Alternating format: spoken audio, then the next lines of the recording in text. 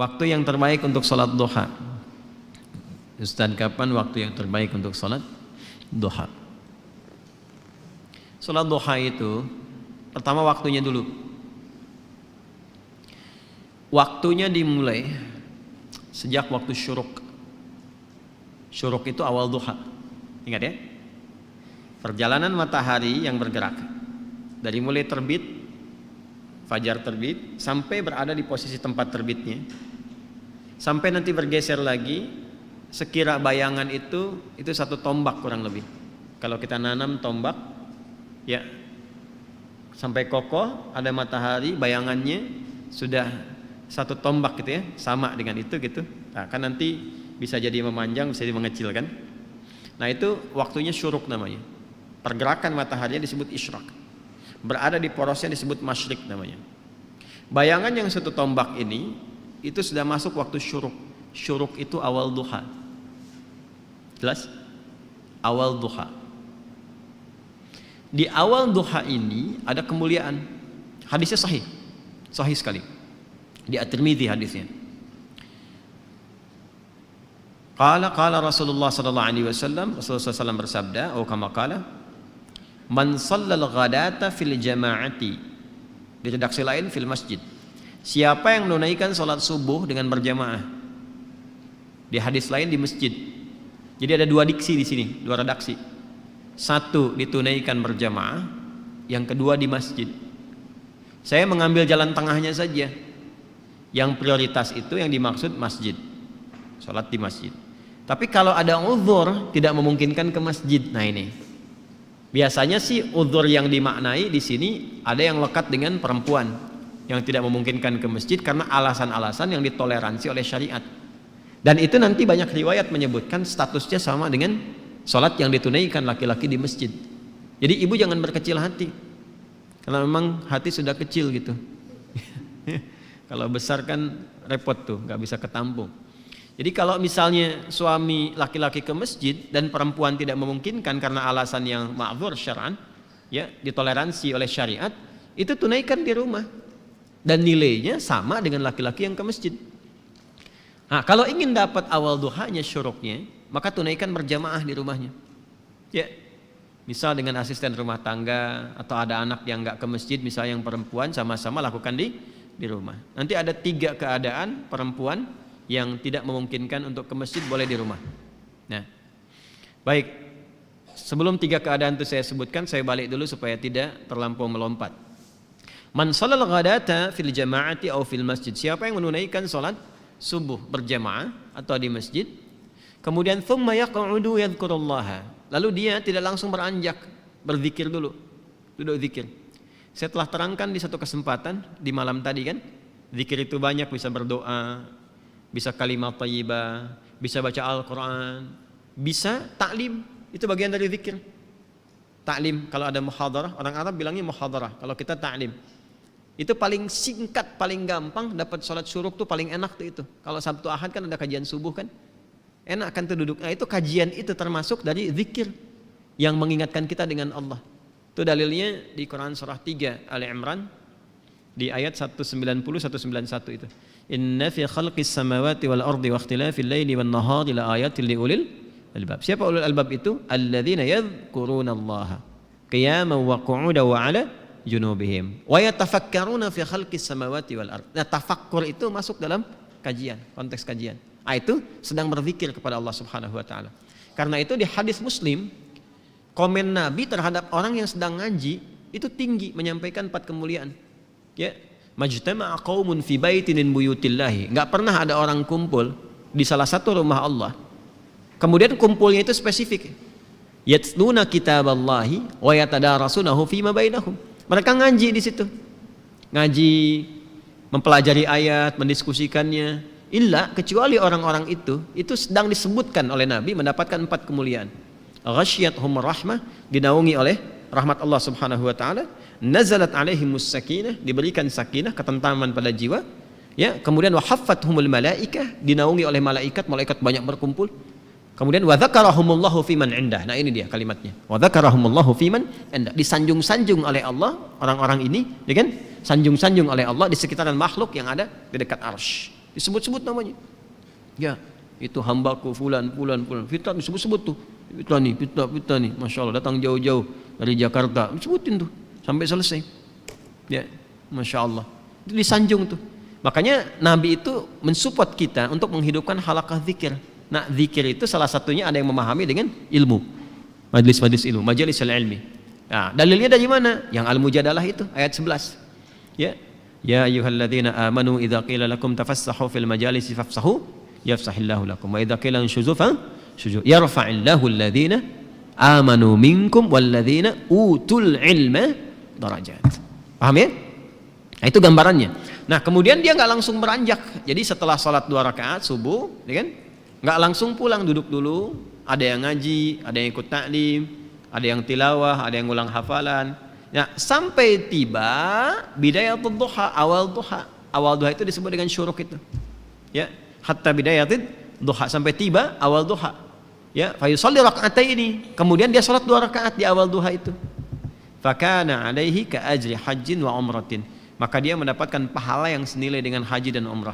Sempurna. Jangan dipahami sudah haji dan umrah, bukan. Dipahaminya pahala yang senilai itu. Ya, tapi belum tentu dapat kemuliaan sholat misalnya di Masjidil Haram, Masjid Nabawi, itu kan kemuliaan yang lainnya. Tapi pahalanya baik. Apa di antara pahalanya senilai haji dan umrah itu? Ya, berpeluang mendapati surga dan rahmat Allah Subhanahu wa taala. Berpeluang merubah perilaku jadi lebih baik. Kan birrun itu adalah perubahan dari sifat kurang baik menjadi baik. Ketika melekat pada pelakunya disebut mabrur. Makanya di situ disebutkan haji mabrur, haji yang merubah perilaku seseorang menjadi baik. Nah, di antara jalan kalau belum bisa mampu haji atau umrah, konsisten salat syuruk itu awal duha. Kalau orang terbiasa salat syuruk, manfaat utamanya ya itu bisa merubah perilakunya menjadi lebih baik. Itu yang dimaksudkan. Jelas?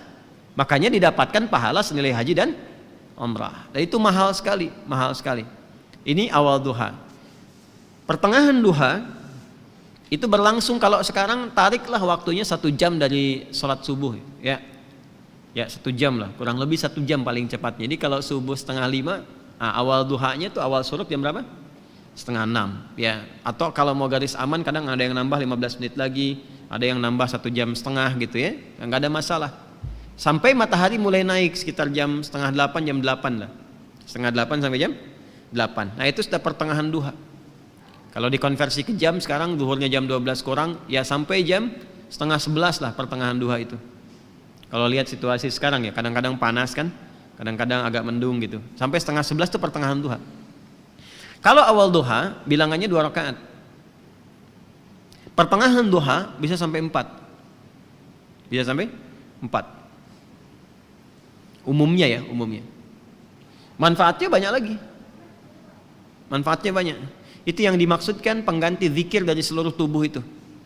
Ya, tubuh kita kan sebetulnya harusnya berzikir, semua tubuh kita tuh. Dari pikiran, dari mata, telinga sampai ujung kaki. Zikirnya anggota tubuh itu dengan mengingat Allah, dengan cara menggunakan semua fungsi tubuh pada yang dikehendaki oleh Allah. Mata ini yang Allah inginkan apa? Melihat yang baik. Jadi zikirnya mata itu menatap yang baik-baik menurut Allah.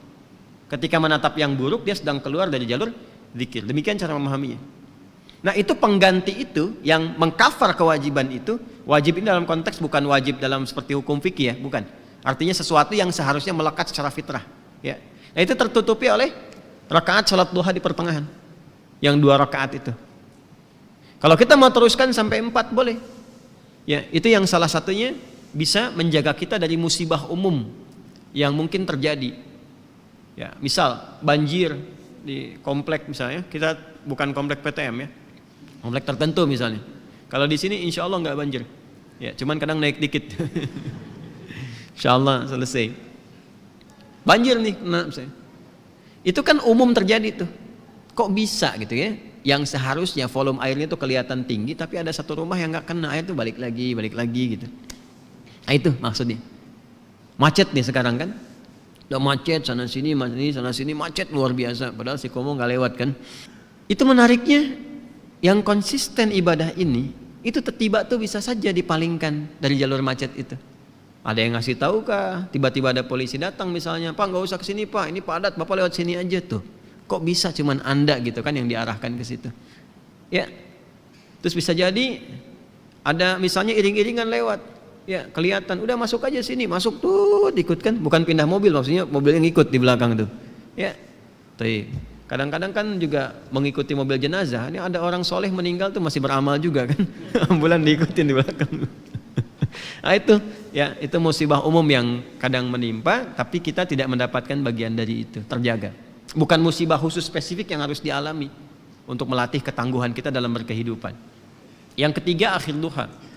Akhir duha itu sampai menjelang zuhur, dari 10:30 sampai menjelang zuhur, sampai menjelang tibanya adzan zuhur, itu akhir duha.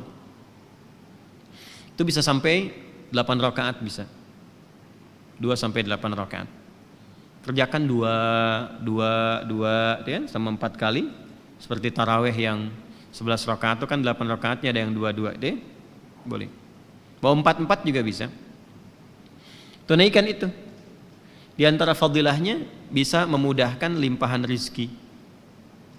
Ya, tapi bukan narik kemudahan rizki sebagai motif atau modus untuk sholat duha. Kalau itu biasanya walaupun dapat berkahnya kurang gitu. Ujung-ujungnya nanti masalah aja. Ya, biasanya suka begitu. Kalau saya sarankannya nggak usah mikir apa-apa, pokoknya kerjakan lillah aja. Nanti biarkan Allah yang menggerakkan segalanya. Paham ya? Baik. Boleh nggak dikerjakan berjamaah sholat duha? Sifatnya sebetulnya sendirian. Tapi pernah ada kasus Nabi sedang sholat duha, terus beberapa di belakang ikut makmum ke Nabi, dan Nabi tidak menegur dan tidak memberi kode, diteruskan sampai selesai. Maka ulama kemudian melihat itu sebagai salah satu landasan dibolehkannya dalam keadaan tertentu, ya duha itu dilakukan berjamaah. Contohnya apa? Anak-anak sekolah, ya kan, pengen diajarin salat duha, dipraktekin, boleh. Ustadz yang imamin, anak-anak di belakang jadi makmum, boleh, sah. Ayah ingin melatih di rumah duha kepada anak-anak dan istri misalnya kan, untuk membiasakan, dilatih berjamaah dulu, itu boleh. Dalilnya yang tadi yang digunakan. Itu nggak ada perbedaan pendapat loh. Jadi kalau Anda maksa sendiri berbeda, Anda yang berbeda sendiri. Ya, awas. Jadi ngajinya disempurnakan, ada. Tapi bukan berarti menjadi kebiasaan yang dilestarikan dalam konteks ini terus sehingga seakan-akan menjadi itu tradisi untuk berjamaah, bukan itu. Ya, sama sebetulnya dengan sholat malam juga. Sifat sholat malam itu sifatnya sendirian sebetulnya. Ya, bukan berjamaah. Tapi bukan berarti nggak boleh berjamaah. Ada dengan tujuan tertentu untuk berlatih atau mendapatkan kenikmatan bacaan. Kalau imamnya bagus, khusyuk baik gitu, kita berlatih untuk mendapatkan itu. Ya, dalilnya banyak. Yang paling populer itu kan yang Ibnu Abbas itu, radhiyallahu taala anhu. Masih ingat? Ingat ya? Di Abu Daud itu nomor 1367. Ya, Ibnu Abbas itu sampai nginap di rumah bibinya Sayyidah Maimunah hanya untuk melihat kebiasaan Nabi di malam hari. Ya, sampai kemudian bangun malam hari, beliau memviralkanlah kejadian itu ke kita semua. Jadi kejadian baik itu boleh diviralkan. Ya, kejadian baik boleh diviralkan. Tapi kalau musibah ditolong, bukan diviralin. Udah tahu orang kebakaran, di videoin, terjadi kebakaran, ente ngapain? Orang di mobil minta tolong, Anda videokan gitu kan? Ya, maaf ya.